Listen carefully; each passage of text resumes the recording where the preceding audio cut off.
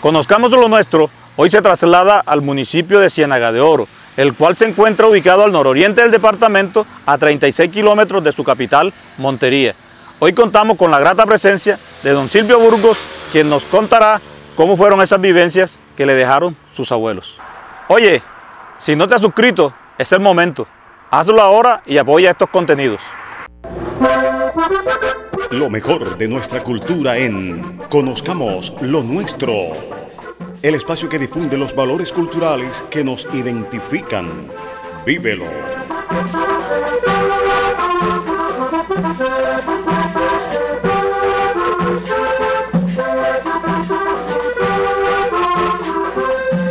Yo soy indio de los puros del Sinú. Yo soy indio, chato, cholo y chiquitín. Esta tierra es mi tierra, este el cielo es mi cielo. Esta tierra es mi tierra, este el cielo es mi cielo. A mi casa llegó un día el español. Esto es Conozcamos lo Nuestro.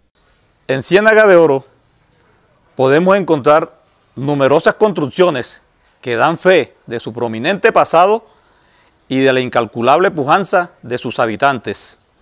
Ciénaga de Oro fue fundada en 1776 por Antonio de la Torre Miranda, cofundador del pueblo, porque ya Ciénaga de Oro existía como San Antonio de Ciénaga de Oro, luego pasó a llamarse o a erigirse parroquia en 1783 como San José de Ciénaga de Oro, con 800 almas aproximadamente que este fundador hizo aquí en el poblado. Esas casas fueron construidas bajando las colinas de los cerros adyacentes en medio de una cantidad de serranías, porque nosotros dependemos de la serranía de Avive, y ellos llegan todas estas estribaciones acá, donde como cuenta la leyenda sinuana de la obra de Manuel Mendoza Mendoza, estuvieron los caciques Panaguá, Filó, Pijiguayá, y ellos se enfrentaron, y con la llegada de estos españoles buscando oro, pues se intensificó aún más esta procedencia de estos albergues iniciales con estas chozas y bohías que quedaban en los cerros y donde hacían sus entierros. Dichos entierros salían a flote a raíz de las constantes lluvias, y posiblemente habían acuíferos donde el oro pues salía de estas estribaciones, y por eso se le llamó la Ciénaga de Oro, conocida en el mapa del siglo XVIII, Ciénaga de Oro, y así fue bautizado con este nombre. Todas estas casas construidas con vivienda vernácula, quiere decir con casas de bareque y palma tradicional como la vivienda cenú, se hicieron alrededor de estas poblaciones. Una vez llegado a la evangelización y la poscolonización española, porque aquí fue tardía, en el Bolívar Grande, se hizo el trazado damero, el trazado español, el cual en el centro estaba la plaza, estaban las jerarquías coloniales fundamentales. En la plaza hacia el occidente estaba pues la iglesia, y en el otro extremo o un lateral estaba la jerarquía de las autoridades civiles o militares que estaban esparcidas a lo largo y ancho de toda esta plaza mayor. Esta era una plaza amplia, grande, cual daba espacio para todos. Inicialmente no fueron las grandes plazas como las que se hicieron en la colonial Nueva Granada, sino que fue una plaza relativamente que se fue construyendo a lo largo de muchos años, con edificaciones inicialmente en bareque y luego fueron sustituyéndose paulatinamente en edificaciones con mampostería y de esta mampostería podemos identificar el ladrillo y la cal. El zinc como tal aparece ya hacia mediados del siglo XIX, hacia 1860, 1880, con la traída de los cines de Bélgica, Holanda y Alemania, que fueron llegados a Cartagena y luego traídos aquí con procedencia, con una estructura postcolonial de edificios grandes con ladrillos, con columnas cuadradas, ya quitándole un poco. Como tal, Ciénaga de Oro no tuvo edificación colonial, sino una mezcla, y eso en arquitectura se llama una mezcla ecléctica de estilos arquitectónicos, y donde se institucionalizó prácticamente la casa vernácula o la casa tradicional. Y esa fusión entre esos estilos y los estilos que estaban imperando fue lo que empezó a usarse en Ciénaga de Oro. Alrededor de la plaza o el centro fundacional se empezaron a edificar estas magníficas construcciones grandes, con amplias salas y cuartos enormes en edificaciones con ladrillo, y luego se empezaron a fortalecer con otro tipo de edificaciones, con el bareque y la madera y la tabla, que era muy común y usual en Ciénaga de Oro, sobre todo en los cerros que, una vez ya despoblados hacían siglos por los indígenas, estaban arbolizados, y de allí la madera común de la época, que era el cedro, la ceiba, la caoba, la fueron retirando y fueron haciendo todo este tipo de construcciones con esa madera que quedaba alrededor, y el roble que quedaba alrededor de Ciénaga de Oro, y fueron haciendo estas famosas casas. Primero hubo un auge de Ciénaga de Oro, y estamos hablando de un auge entre 1825-30 hacia 1860, 30 años en el cual cobró tanta vigencia que llegó a ser capital de la provincia de Nieto, una vez oficializada hacia pasado los mediados del siglo XX, del siglo XIX, y era muy importante y cobijaba lo que son los municipios actualmente de Cereté, San Carlos, Montería y San Pelayo.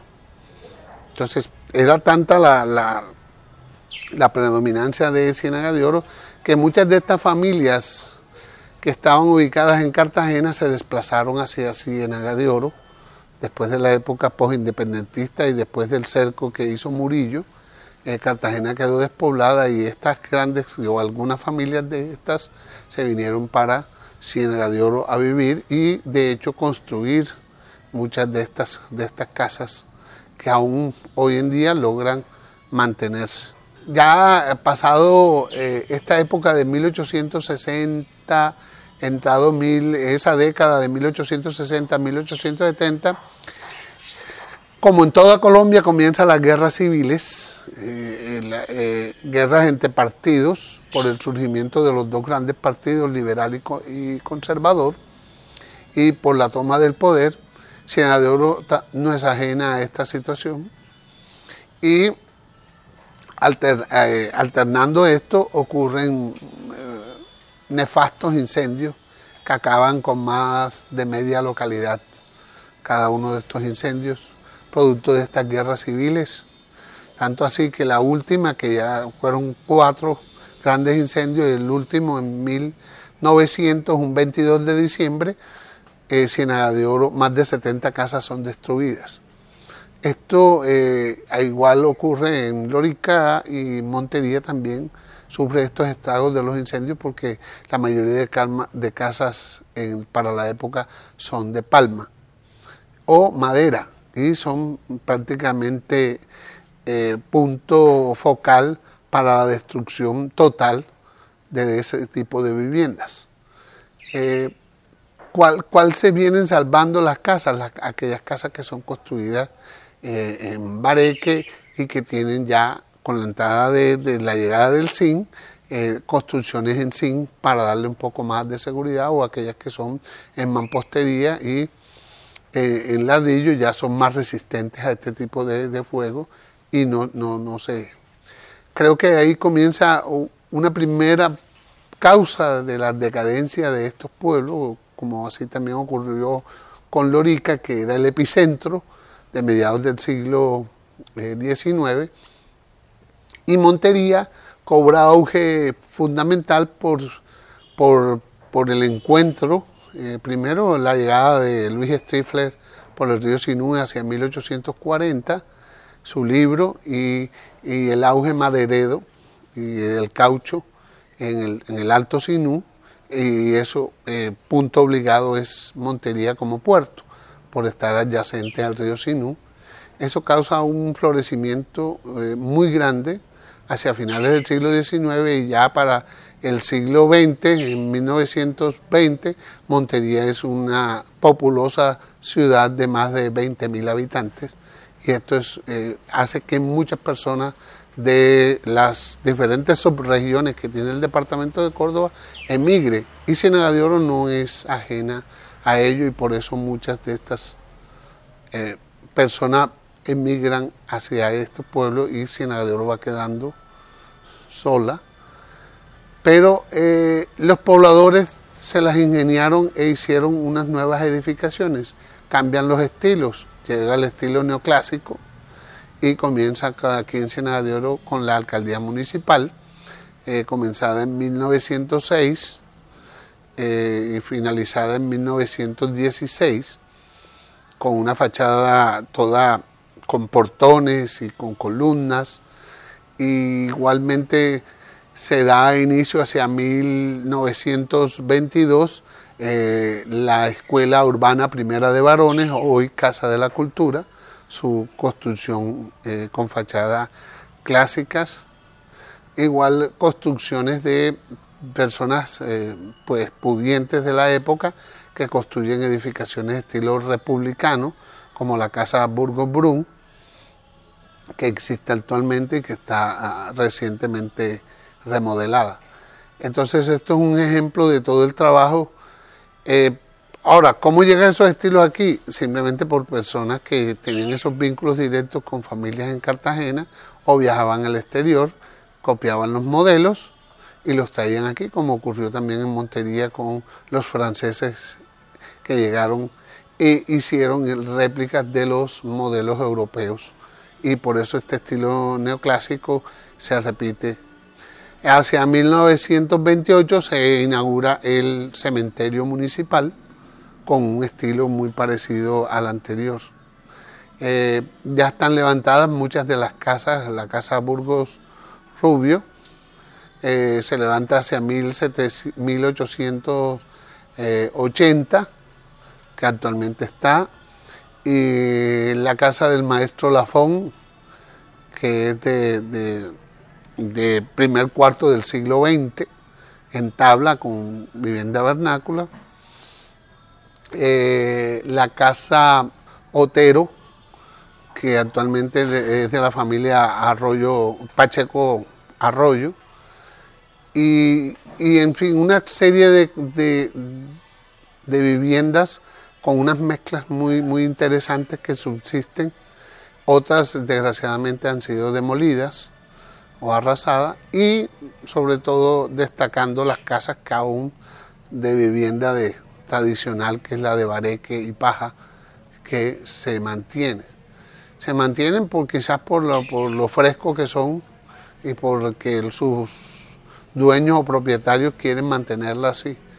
Pero desgraciadamente hay un problema enorme con el mantenimiento de este tipo de vivienda y los perjuicios que a veces lleva tener este tipo de vivienda por causa de los incendios. Recientemente hubo un incendio en Ciénaga de Oro, hace 3 días, y una casa fue totalmente consumida por las llamas, a pesar de que estamos en un invierno bastante fuerte.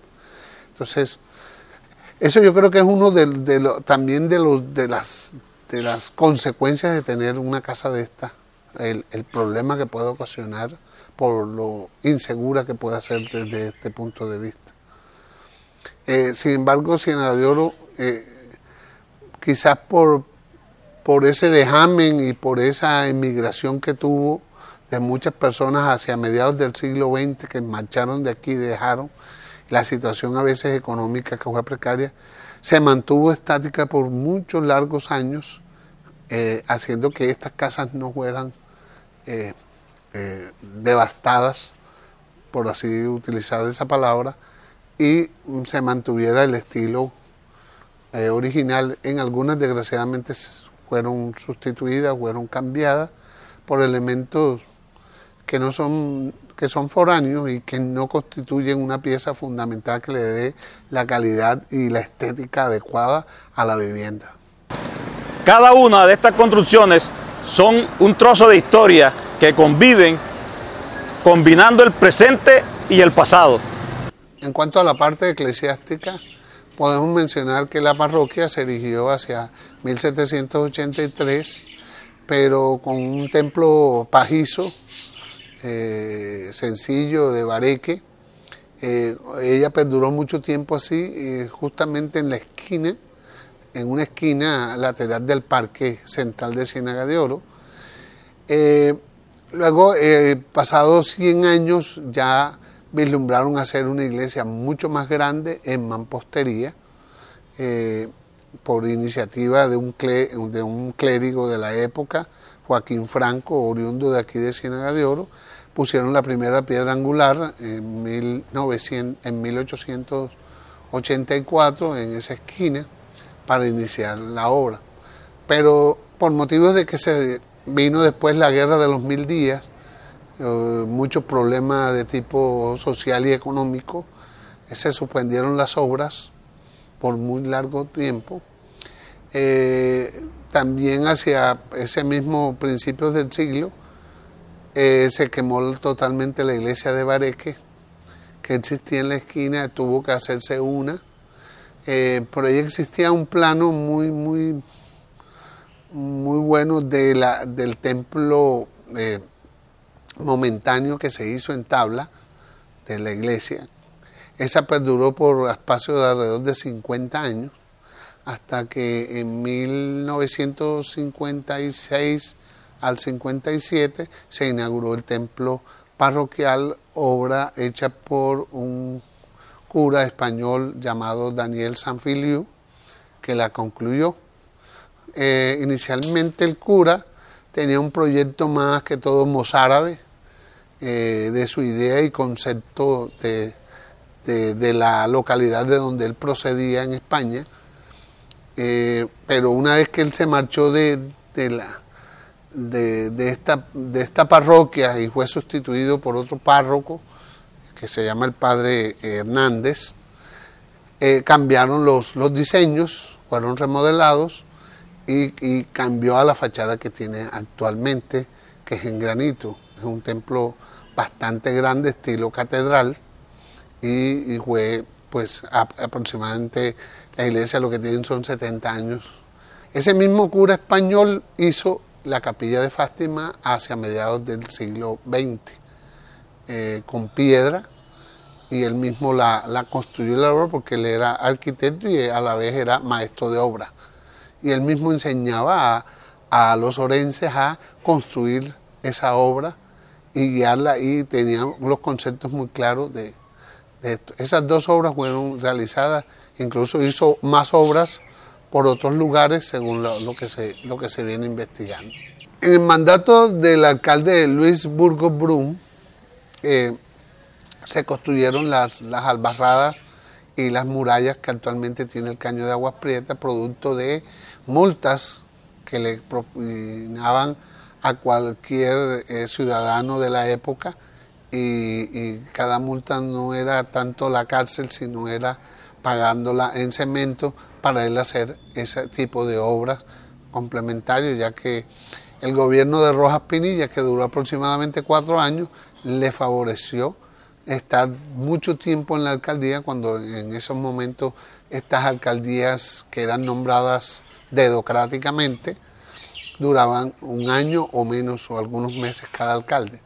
A él le favoreció estar largo tiempo para hacer muchas obras, y grandes monumentos. Entonces, una de ellas, esa obra civil, fue la de las murallas del Caño de Aguas Prietas, y con ello trajo también el reemplazo posteriormente de los puentes, sobre todo el puente de la Capilla de Fátima, que antes era un puente elevadizo en madera, bastante precario, y se sustituyó por el puente en mampostería con muros grandes. Al empezar las carreteras nacionales, hacia finales de los años 40, se hizo un trazado.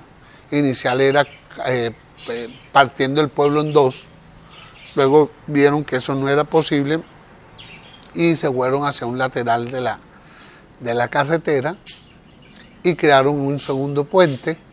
Todo este progreso trajo beneficios, pero también trajo ciertos perjuicios, como fue la sedimentación en parte de todos estos terrenos y la pérdida de grandes lagunas o espejos de agua que son vitales. De ellos nada más se salva, creo que el espejo de agua de Charco Ají, que aún se mantiene y que es especial para el ecosistema. De los otros ya se han ido desapareciendo. Entonces estas obras civiles fueron claves. Otras obras civiles realizadas por este alcalde y por los que siguieron son los monumentos de la Virgen del Carmen y de los monumentos del Salvador.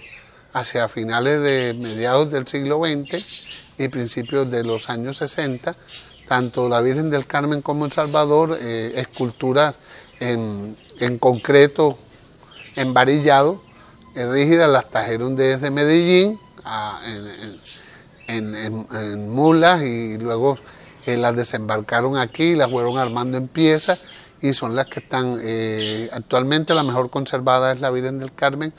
El Salvador prácticamente lo que queda es un cuerpo, porque los rayos, si no tienen pararrayos y estas estructuras están por dentro con un sistema de varilla, destruyen toda la obra y eso ha causado que prácticamente no existe. ¿Cuál es la iniciativa a nivel comunitario? Que la administración pueda retomar nuevamente este cerro, rehabilitarlo como un espacio de corredor turístico a estos cerros, porque estos cerros tienen la particularidad de que en enero cobran vigencia para ir a volar barriletes. Entonces la idea es tener esa oportunidad de darle esa vistosidad a estos cerros y crear un corredor turístico interesante.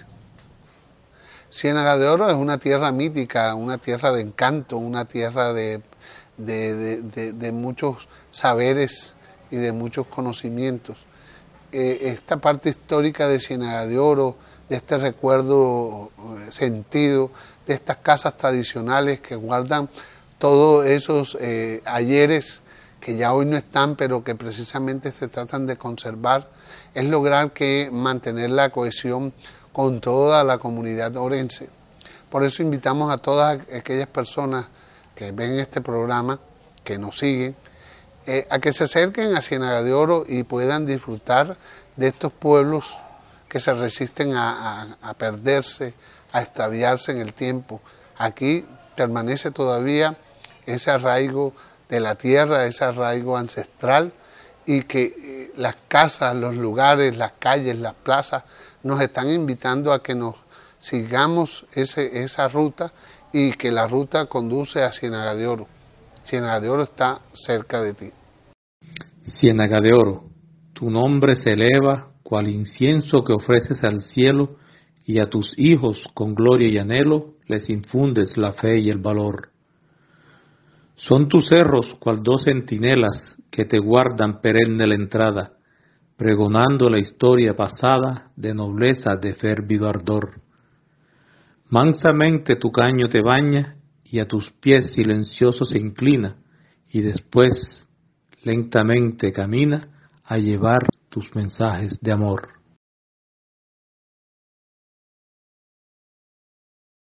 Conozcamos lo nuestro se despide en el día de hoy, invitando a toda esta generación de loranos a que valoren este patrimonio inmaterial legado por nuestros ancestros, para que lo conserven y lo lleven así a esa generación de relevo. No olviden darle me gusta, suscribirse, compartir y comentar. No olvides suscribirte para disfrutar de más contenidos relacionados con la esencia de nuestro folclore. Esto es Conozcamos lo Nuestro.